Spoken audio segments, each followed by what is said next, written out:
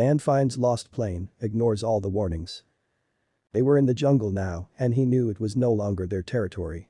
He could only imagine the vast number of creatures hidden behind the trees and bushes. He spotted dry land ahead and signaled for his team to follow.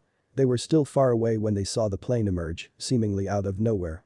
The sun filtered through the trees, sending reflections outward onto the nearby bushes and lower hanging branches.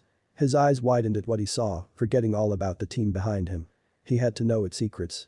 When Fred first heard about the sighting and the mystery surrounding it, he resolved that he would do whatever it took to find it. As an archaeologist, Fred was always searching for the next rare find that he could get his hands on. His thirst for exploration led him to many parts of the world and to his partner in crime. Fred Hagen and his colleague David Talichet were known for pushing boundaries with the unknown. But nothing could have prepared them for this adventure. They were flying over the Papua New Guinea jungle. For miles, all they could see were stretches of green. Suddenly, Fred spots it. The locals had been treating it as a deity, hailing it the swamp ghost.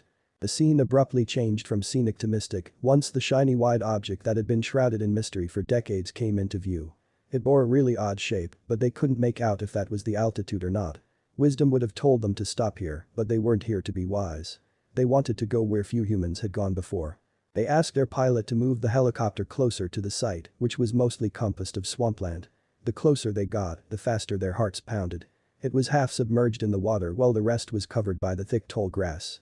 It was hard to see what it was at first, but soon they were certain they had found what they were here for.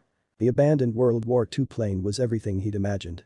Even from the air, it looked like it had a story or two to share. They quickly contacted some locals to help them acquire the equipment they needed to put their project into fruition, ignoring all the warning signs that this wasn't going to be a smooth operation. There was a reason Fred and his colleague were receiving warnings. From all over the world, people flocked to witness the secret that haunted this dense marshland for decades. Many had ventured towards the swamp ghost, never to return. Others contracted malaria and lost their mind. The locals kept themselves safe by staying away and worshipping the area as sacred land.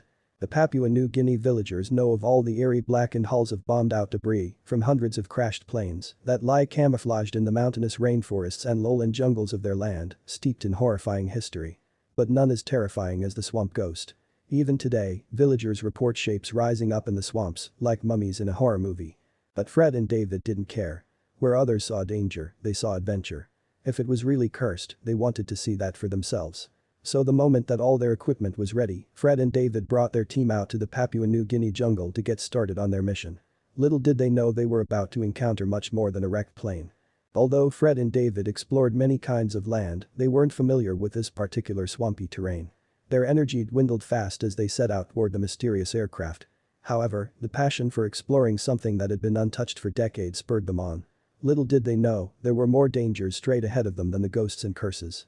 As Fred stopped to take a drink from his flask, he saw something move in the water from the corner of his eye. He froze and slowly looked toward the movement. His mind raced with the stories he heard of crocodiles and giant anacondas that roamed these parts of the jungle. He turned his head and saw nothing, but it was enough to have him shouting at his team to move forward to the dry land ahead. Suddenly, their hearts raced. The mysterious plane was in sight. From the distance, it reflected the light of the sun so bright that it felt like it was calling their name, enticing them to come over. Their clothes were wet and dirty from the waist down after trekking through the swamp, but the humidity and sun prevented them from being cold. Their pace quickened. Fred, David, and their team had already conquered one of the most foreboding challenges of their mission. Now, all they had to do was keep walking toward the bright light.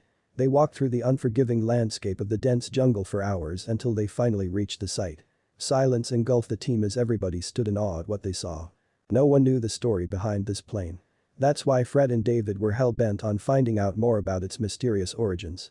Now, as they stood within arm's length of it, they couldn't soak in the details fast enough. From its structure, they could tell it was a plane from World War II. This wasn't a surprise as Papua New Guinea was a war hotbed and major conflict zone during the war. Every year, war enthusiasts flocked to Papua New Guinea to see for themselves the wreckage that lay strewn over parts of the islands. Because of its strategic location, it became the site of many clashes between the Australians, Japanese, and Americans, all of which had set up military bases in different areas. Fred and David expected to feel a deep sense of history here. But they never saw this coming. What the swamp had been hiding for so many years was actually a huge World War II airplane in incredible condition, remaining largely intact. Locals had been calling it the swamp ghost because it was so well hidden deep in the jungle, and they believed it to be haunted. Why was such a massive plane in the middle of the jungle? Who flew it? What happened? They were about to find out. The plane's location was probably the major reason why it was largely unexplored. The deep swamplands also made it almost impossible to remove the aircraft from the site for further study. But that wouldn't stop Fred and David from trying to find a way to salvage and study the plane, move it out of there, and restore it to its old glory. First, they stepped inside. Their bodies shook with excitement as they entered the aircraft. Their hopes were high that a lot of its interior would be preserved just like its exterior. Unfortunately, when they stepped inside, it was ransacked. All of the mechanics and weaponry inside the aircraft had already been looted over the decades it lay here. Luckily, David was already able to identify pieces of its story. As a World War II veteran, David had lots of experience in dealing with all types of aircraft. He even made a business out of collecting and restoring military aircraft. It was his main reason for coming on this mission. His collection included amazing aircraft such as a B-25 Mitchell bomber and a P-40 Tomahawk. But this find would top them all. David quickly discovered that the type of plane stuck in the swamp was the exact same type of plane that he had piloted during World War II. It was a B-17E Flying Fortress. Once they knew what they were dealing with, they began attempting to salvage the plane in the 1980s. But in true Swamp Ghost fashion, they suffered setbacks, making it decades before they completed the extremely difficult task.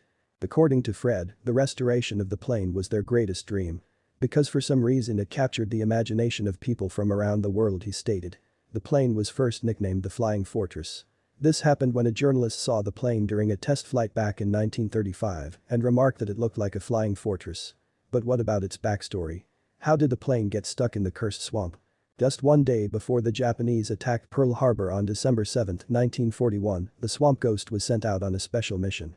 Instead of flying with the Kangaroo Squadron that day, it was sent out on one of the earliest bombing missions of the Second World War. But then disaster struck. The Japanese invaded the island of New Britain in Papua New Guinea. Swamp Ghost would be the first to the scene and, with that, suffered disastrous consequences. In February of 1942, the Swamp Ghost was dispatched to attack Japanese ships on New Britain Island. But the majestic Swamp Ghost would tragically never return from its mission. The plane started experiencing problems when the bomb bay doors wouldn't open. They made second passes at their target before they were able to finally get them open. But now, they'd attracted anti-aircraft fire from the Japanese troops. It was the beginning of the end for Swamp Ghost. A dogfight ensued after the Swamp Ghost made its second pass on its target, which luckily was successful as they were able to get the bomb bay open finally. The Swamp Ghost managed to take down 3 enemy fighters out of a dozen. Then suddenly, the Swamp Ghost was hit by the enemy. Thankfully, the plane didn't explode, but one of its wings was majorly damaged. It was leaking fuel and crashing fast in the New Guinean wilderness. The Swamp Ghost was due to return to the New Guinean capital city of Port Moresby, but the crew couldn't make that happen with a punctured wing and the massive fuel leak. Then the pilot spotted a perfect place to make a crash landing. He thought he saw a soft wheat field that would be a perfect place to make a crash landing. But what he thought was a large wheat field ended up being something far more treacherous. It was a swamp that was inhabited by deadly and ferocious crocodiles. The Swamp Ghost made its crash landing in the swamp and miraculously, none of the crew members were seriously injured. However, the crew was now stranded in a dangerous swamp in the middle of nowhere. Not knowing where they were or where they were going, they set off to find civilization and help to get back to their base located in the capital. The entire crew devastatingly all caught malaria while attempting to traverse the dangerous swamps. Fortunately, they came across a native who helped them and took them back to his village. The kind local nursed them back to health, and they were reunited with US forces in the New Guinean capital of Port Moresby. The crew was welcomed back as heroes, but their celebration didn't last long. They were almost immediately sent out on a new mission. Mike Oliver of Richmond was born while his father, Captain Fred Eaton, the original pilot of the Swamp Ghost, was missing in action. Often in my life the courage and the perseverance that Dad and his fellow crew members demonstrated gave me the courage to face some of the challenges we've all met in life, he said.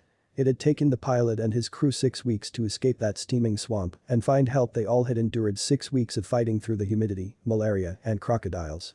But what of the plane they left behind? While the crew of the Swamp Ghost was redeployed on a new mission, their flying fortress was all but forgotten. As time went on and the war ended, no one thought twice about the flying fortress, and it was time to go home. For decades, the plane was only known to a few locals in the nearby areas. US forces completely forgot about the plane, and no effort was made to recover it from the wreck site. Then, it was rediscovered in 1972 by Australian troops flying over the area. The news hit international media, and the Swamp Ghost became famous. The Flying Fortress is one of only 4 other planes of its kind, and of all the wrecks that took place over Papua New Guinea, the Swamp Ghost is the most famous of them all. In July 1992, a historian named McLaren Hiari was crusading to have his government relinquish the Swamp Ghost, a historic US B-17E bomber, so well preserved in kunai grass and mire that there was still coffee in cockpit thermoses when it was discovered. But it wasn't to be. The Swamp Ghost, untouched, intact, and true to its curse, languished in the mire for another 6 decades. Located in the Agay-Ambo Swamp, the Swamp Ghost sat abandoned for 64 years. The Pacific Aviation Museum in Hawaii explains that the Flying Fortress is arguably the world's only intact and unretired World War II-era B-17E bomber. It's a one-of-a-kind example of an aircraft that played an indispensable role in winning World War II. And it is the only B-17 in the world that still bears its battle scars. But this wasn't all. Since its introduction in 1938, the B-17 was still the third most massively produced bomber of all time. During the war in the Pacific, the B-17 bomber was used in raids against Japanese shipping and airfields. The bomber was a strategic resource in the war and was responsible for dropping 640,000 tons of bombs, out of 1.5 million total, on Nazi Germany. But what did any of this mean for Fred and David? The B-17 bomber was part of President Roosevelt's vision to modernize the US military. But after the end of the war, the B-17 bomber was quickly phased out of use by the US Air Force. Most of the bombers were returned to the United States, where they were sold for scrap and melted down. Only a few bombers remained in use, mainly for secondary roles such as transport, air-sea rescue, and photo reconnaissance. Fred and David's salvaging operation was finally completed in 2006, but only 4 years later would they receive permission to return the aircraft to American soil. But to the local villagers, the bomber was a relic on Holy Land. They had to be persuaded to hand over the Swamp Ghost. They even performed a ceremony to appease the spirits in the swamp. Still, not everyone was happy with the chief's decision to let Fred and David remove the relic. Augustin Bagassi, who happened to be the son of a local chief, set out to make sure that the B-17 bomber wasn't removed. He even went as far as to organize a group of people to help him intercept the plane before it could be moved to a barge offshore. Would the Swamp Ghost make it out? The salvagers, Fred and David, claimed that the villagers wanted to extract money because the barge was in their waters. In any case, Bagassi and his posse were dispersed by police, who they believe were bribed to help get the plane out. But Bagassi couldn't have stopped it anyway. The Swamp Ghost was lifted out by a Russian-built military helicopter. He could only watch helplessly as it was lifted out to the barge. "They should have given us money, because it was our accustomed land," Bagassi said. "The plane would bring tourists, but now there is nothing. That village has no name now. If they left it there, it would have a name by now." Many Papua New Guineans lamented that one bureaucrat had given up their local treasure. Especially since the US Air Force gave up the salvage rights for any crafts lost prior to 1961, they believed they had legal ownership over the plane. Aviation enthusiast and blogger Justin Talon said that the removal of the Swamp Ghost was a huge blow for the area. It meshed itself into the island landscape until treasure hunters tore it away for profit, he claimed. Speaking about the plane, he said, "It's a ghost, and its spirit seems only to have grown." The first showing of the B-17 Flying Fortress was in Long Beach, California. Surprisingly, many of the people in attendance were friends and family of the original crew of the bomber. Everyone in attendance was thrilled to see that the long-lost plane had finally returned to the United States. The bomber remains as a memorial for a horrific war that claimed millions of lives. Now that the plane has been returned and is safely stored in the Pacific Aviation Museum at Pearl Harbor, the owners of the B-17 bomber plan to fully restore the Flying Fortress back to its former glory. In total, the cost to restore the World War II B-17 bomber might exceed $5 million. After the B-17 is fully restored, it is due to be moved to Hangar 79 on Ford Island. Today, many people of Papua New Guinea are still upset about the Swamp Ghost's removal. The plane attracted tourists from far-off places, and some local cultures even formed spiritual beliefs surrounding the plane, known as cargo cults. This is a system of beliefs, generally formed in highly underdeveloped societies, in which its members hold superstitious beliefs about items that fall from the sky from more advanced civilizations, such as technology or cargo. Papua New Guinea was a very important strategic territory in the Southwest Pacific during World War II. Over 600 US planes crashed over the country alone, not including other allied or enemy forces, which would equal thousands of planes. Due to the terrain in Papua New Guinea, many of the crash sites are located in near impossible-to-reach areas due to its dangerous and impassable terrain, such as tropical rainforests, rugged mountain chains, savannas, and swamps. One of the challenges of finding anything in the area are the physical boundaries of the terrain and population. The topography of the country renders a singular national identity almost impossible to achieve. Currently, there are about 6 million people who live in Papua New Guinea, most of whom live in remote and secluded areas and are loyal to their local clans only. They live a simplistic lifestyle of hunting wildlife and growing crops. When World War II came around, the people of New Guinea found themselves in the middle of the conflict due to their strategic location between the Japanese Empire and Allied Australia. The Papuans didn't fight in the war, but they did help by acting as service bearers, mainly carrying supplies and the wounded across the rugged mountainous terrain and steaming treacherous jungles. The country quickly became a graveyard and a memorial for the war, as evident by the Swamp Ghost. The 3 surviving crew members of the Swamp Ghost seem to be the only people who are totally uninterested in the plane's future. "After so many years and so much discussion, I've got sick and tired of talking about it," said George Monroe. "A lot of people got taken with that plane, which baffles me. I'm just not very interested. To me, it's just trivia. We certainly weren't that heroic. None of us saved a maiden in a burning building." Having made its way back across the Pacific, the B-17E, one of the rarest World War II bombers in existence, was moved to the Pacific Aviation Museum on Ford Island. Restoration is underway in Hangar 79, which guests can visit on a special Swamp Ghost tour. The Pacific Aviation Museum has more than 50 aircraft in its collection, including the Curtiss P-40 Warhawk, the Mitsubishi Zero, and the Stearman biplane. Now, the Swamp Ghost, in its final resting place, is also on display. And the Swamp Ghost is just one tragic relic of the era. There are many incidents where the jungles have given up their secrets and relics like the Swamp Ghost. However, there are still over 200 American and Australian warplanes that languish, rust, and fall apart in the hard-to-reach places in the muggy jungles, still waiting to be rescued and returned home. The Liberator was one of them. The Liberator left from Ward's Field, Port Moresby, for the Nadzab Air Base, near Lae on the Pacific Island's east coast, at about 2:40 p.m. on March 22, 1944. It was on a courier flight and packed with 19 soldiers, pilots, bombers, and medics. News came into headquarters that it had been shot down. It was yet another crash that left families and friends without answers for years. What made it worse is the location of where the plane had gone down was, at best, unbelievably vague. It was like looking for a needle in a haystack and remaining that way for decades. All the while, those left behind feared the worst. Had their sons or husbands been captured by the enemy or executed?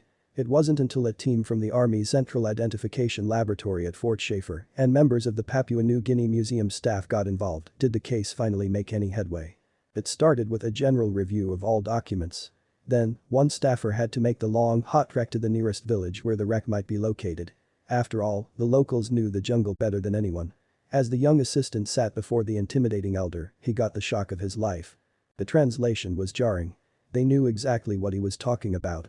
However, they didn't want to disturb the resting spirits and bring bad fortune to their village. They had already given rights to put them at peace and refused to let anyone touch the site. Tensions grew high as the New Guinea officials had to step in. The plane could stay. The museum just wanted to take back the remains which didn't belong to the land. There were grieving family members that were still alive and needed closure. Through an intense negotiation, they finally came to an agreement. The team would be led 8,856 feet up the slopes of Mount Thumb, where the rusting metal coffin waited. The team would be allowed to piece together the bodies and take them away, but only as long as the elders could perform additional rites and rituals during the process. The scene unfolded into something quite surreal. The team had excavated under all sorts of conditions, but having smoke, chanting, and singing around them made the process take on an entirely new atmosphere. It felt calming and honorable, a fitting way to save those 19 men that had perished. It also brought out a new fact. The news reached the families and was bittersweet. There was no doubt, after so long, that their loved ones had perished. But now, at least they knew that they hadn't been dragged away to endure a painful death. Empty coffins and blank gravestones could now be complete.